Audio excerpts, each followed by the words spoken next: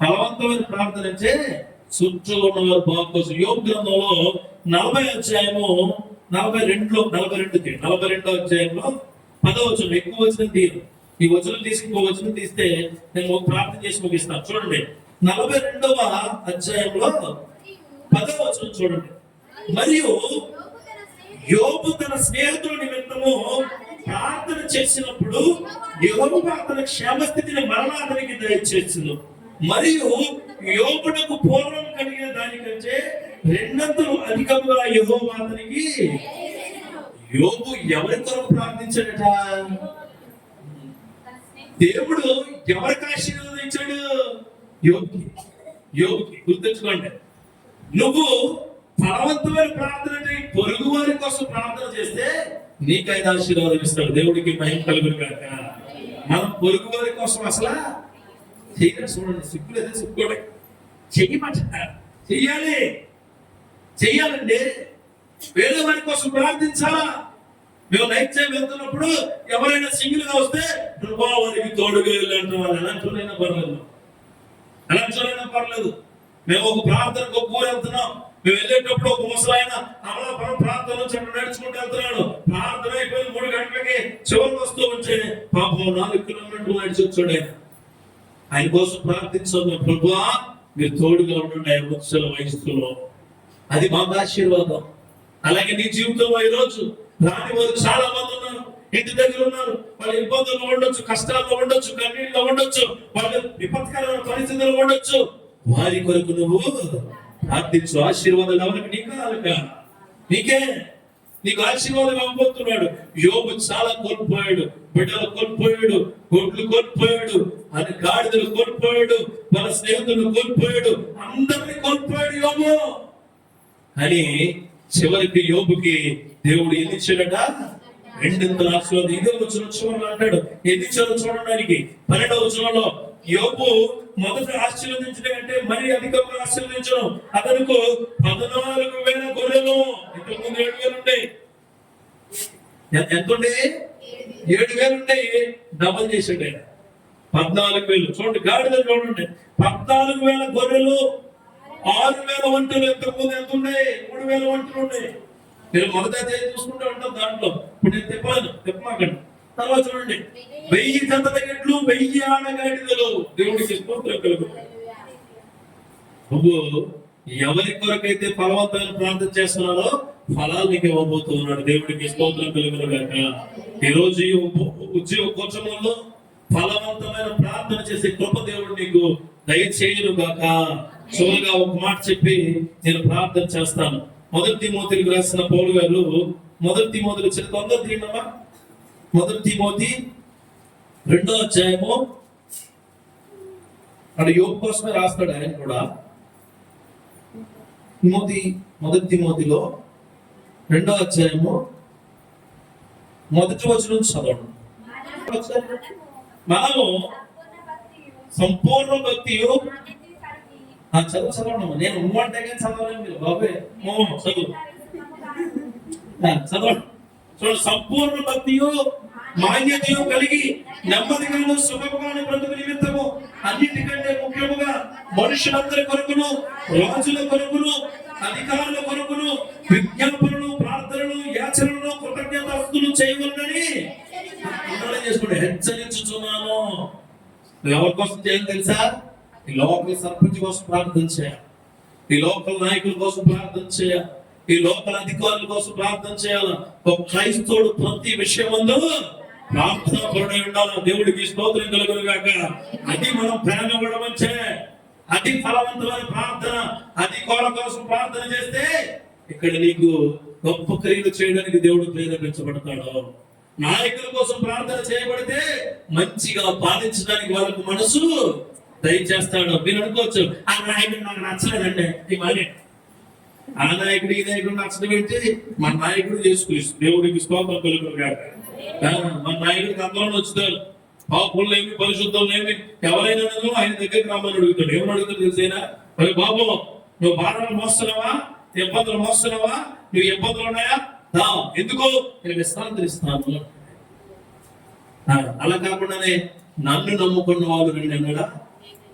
నన్ను నమ్ముకున్న వాళ్ళు రండి, నాకు కానుక ఇచ్చిన వాళ్ళు రండి, నాకు బియ్యం ఇచ్చిన వాళ్ళు రండి, నాకు ముసుగేసుకున్న అన్నారు. అస్సలు భేదం లేకుండా రండి అంటే దేవుడికి స్తోత్రం కలుగుతుంది. అందుకే అందరూ వచ్చారు ఆయన దగ్గరికి, అందరూ వచ్చారు, అందరూ వచ్చారు. కుష్ఠరోగులు వచ్చారు, గుడ్డి వాళ్ళు వచ్చారు, కుంటి వాళ్ళు వచ్చారు, దెయ్యం పట్టుకున్న వాళ్ళు వచ్చారు, చనిపోయిన వాళ్ళు వచ్చారు. అసలు ఎందుకు పనికిరాదు అనుకున్న రక్తస్రావం కలిగిన స్త్రీ వచ్చింది, వ్యభిచారంలో పట్టబడిన స్త్రీ వచ్చింది. ఇంకా ఈ దగ్గరికి రావట్లేదని చెప్పి ఈయన సాహసం చేసి ఒక వ్యక్తి ఇంటికి వెళ్ళాడు. ఆయన ఇంటికి వెళ్ళాడినా, నువ్వు రాకపోతే ఏంటా, నేను వస్తున్నాడు. దేవుడికి స్తోత్రం కలుగును గాక. అంత గొప్ప దేవుడు మనకు తోడుగా ఉన్నాడు. ఎందుకంటున్నాను, హెచ్చరిస్తూ ఉన్నాను. లోపల అందరూ మీరు పిల్లలు, ఆడపిల్లలు, చదువుకునే పిల్లలు టీచర్స్ కోసం ప్రార్థన చేయండి. మీరు ఏం ప్రార్థన చేస్తారు తెలుసా? మా టీచర్లు జ్వరం వచ్చాడు, రేపు రాకూడదు.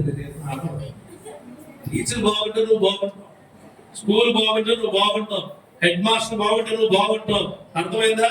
ఉద్యోగం చేస్తున్న దగ్గర నీ పై అధికారి బాగుంటే నువ్వు బాగుంటావు. నువ్వు పై అధికారిని సరిగ్గా చూడకపోయినా సరే నువ్వేం బాధపడమాకు, నీకు దేవుడు తోడుగా ఉన్నాడు. ఆమె నాకు చాలా ఇబ్బందులు ఉంటాయి ఉద్యోగంలో, చాలా ఒత్తిళ్ళు, చాలా ఇబ్బందికరమైన మాట్లాడతారు. నేను ఏమంటాను తెలుసా? ప్రభుత్వం నేను నవ్వుతూ వచ్చేస్తాను. నన్ను మనం వెళ్ళిపోతున్న ఒక ఆయన, పెద్ద ఆయన, మీలో నీ దగ్గర నచ్చింది ఏంటంటే ఏ విషయాలు మొగ మీద మాట్లాడి సైలెంట్కి వెళ్ళిపోతావయ్యా అంటే, నేను అన్నప్పుడు నా దేవుడు పని చేస్తాడు. దేవుడికి స్తోత్రం కలుగుతుంది. మనం సైలెంట్కి వెళ్ళిపోతే పని చేసేటప్పుడు ఆయన ఊర్కులు ఏం చేస్తారు, వాళ్ళు గొడెట్టేసి వాళ్ళే పని చేసుకొచ్చేస్తారు. అది ఆ పని ఫలవంతమైన పని కాదు. నీ ఇంటి పక్కలతో గొడవ అవుతున్నప్పుడు రా, నా దగ్గర పెద్ద చీపురు గట్ట, నీ దగ్గర పెద్ద నా దగ్గర గోల్డ్ ఉంది, ఫలవంతమైనది కాదు అసలు. ఆడి బండి మన ఇంటి ముందు ఆరం కొట్టాడా, రెండు మొలకంపేస్తాను, మొత్తం అంతా పచ్చిరైపోవాలని అంటాడు. ఆడి బండి మీద బాగా వెళ్తుంటే, ప్రభువా నెమ్మదిని కలగజేయని ప్రార్థించాలి, నెమ్మది కలగజేయ ప్రభువా. వాళ్ళ బిడ్డలు సరిగా లేకపోతే వాళ్ళ బిడ్డలు గొప్ప కృపతో ఉండే కృపణ కలగజేయ ప్రభువా అని ప్రార్థించాలా. అదే చెప్తున్నాడు ఈయన. అధికారుల కోసము, ఎవరైతే పరిపాలన చేస్తున్న వాళ్ళ కోసము, నాయకుల కోసము ప్రార్థించమని పౌలు గారు నిన్ను హెచ్చరిస్తూ ఉన్నారు. హెచ్చరిక అది. ఫలవంతమైన ప్రార్థన చేసే కృప దేవుడిని ఇచ్చును గాక. డాక్టర్ గారి దగ్గరికి వెళ్తాం, డాక్టర్ గారు దేవుడు అండి అయ్యా అనమాకండి, దేవుడు మిమ్మల్ని చల్లగా చూడాలి అని రండి, దేవుడు మిమ్మల్ని చల్లగా చూడాలని రండి.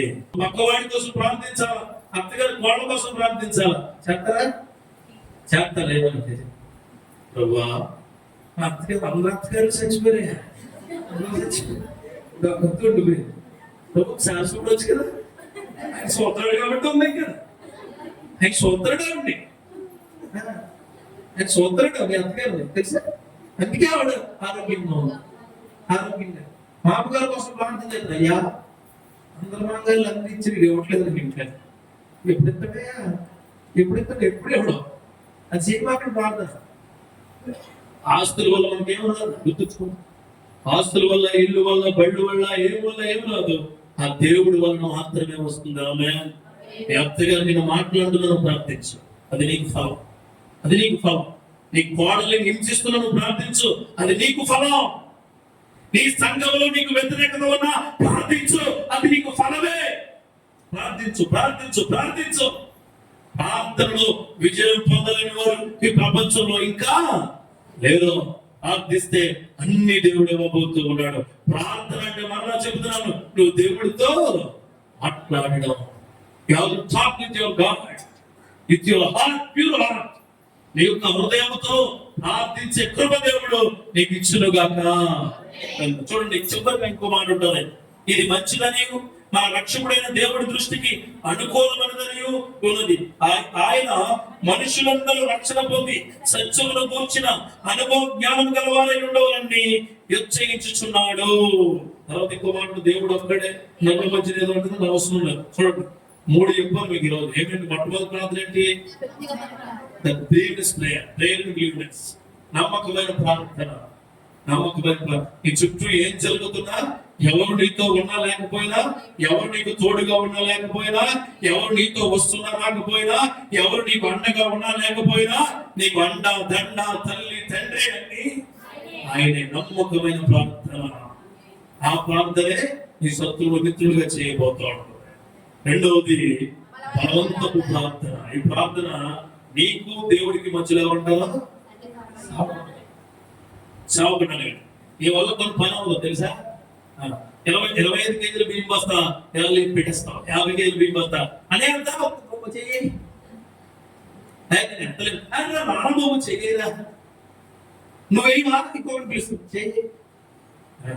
పాస్టర్ గారి దగ్గరికి వచ్చి, అయ్యా మేము బరువు ఎత్తలేకపోతున్నాయ్యా, మీరు చెయ్యండి అయ్యా అంటే ఆయన చెయ్యి ఆశీర్వాదాలకు కారణం. దేవుడికి స్తోత్రం కలుగును గాక. ఆ క్రియ కాపుదల మీకు ఇచ్చును గాక. మూడవది ఫలవంతమైన ప్రార్థన.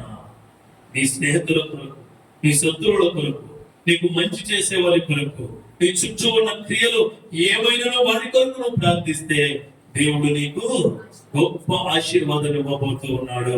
చివరిగా నేను చెప్పింది అధికారులు మన పిఎం కోసం ప్రార్థన, ప్రైమ్ మినిస్టర్ కోసం ప్రార్థన చేయాలా, చీఫ్ మినిస్టర్ కోసం ప్రార్థన చేయాలి. ఆమె మంచి మనసు నువ్వు ప్రార్థన చేయాలి. అర్థమైందా? రాబోయే దినాలు చాలా గట్టిగా ఉంటాయి, చాలా ఇబ్బందికరంగా ఉంటాయి. క్రైస్తవులకి ప్రార్థన చేయండి. వాళ్ళ మనసు మార్చమని కాదు, వాళ్ళ క్రియలు మీ దారిలో నడిచే కృప. ఆమె ఎవడ మనసు ఎవడో ఎప్పుడు మార్చలేడు. సినిమాలు ఉంటాయి, నీ మనసు నాకు తెలుసు, నీ మనసులో నా యొక్క హృదయం ఉండే సినిమాలు ఇవన్నీ బయట పని చేయండి. అర్థమైందా? దేవుడు మార్చగలిగేలా ఉంటే ఎవరు మార్చేవాడు? ఇస్క్రేతియోదానే నువ్వు మారుడు కాక అంటే మారుడు కదా, మార్చలేదు ఎవరిని. అందుకే అంటాడు, తెల్ల వెంట్రుకలు ఊపి వెంట్రుక కూడా నేను తెల్లగా నేను చేయలేను. మార్చలేడైనా కానీ మార్పును చూపిస్తాడు. దేవుడికి స్తోత్రం కలుగును గాక. మార్గము చూపిస్తాడు ఆయన. మార్గము చూపే దేవుడు మీకు నాకు తోడుగా ఉండి నడిపించును గాక.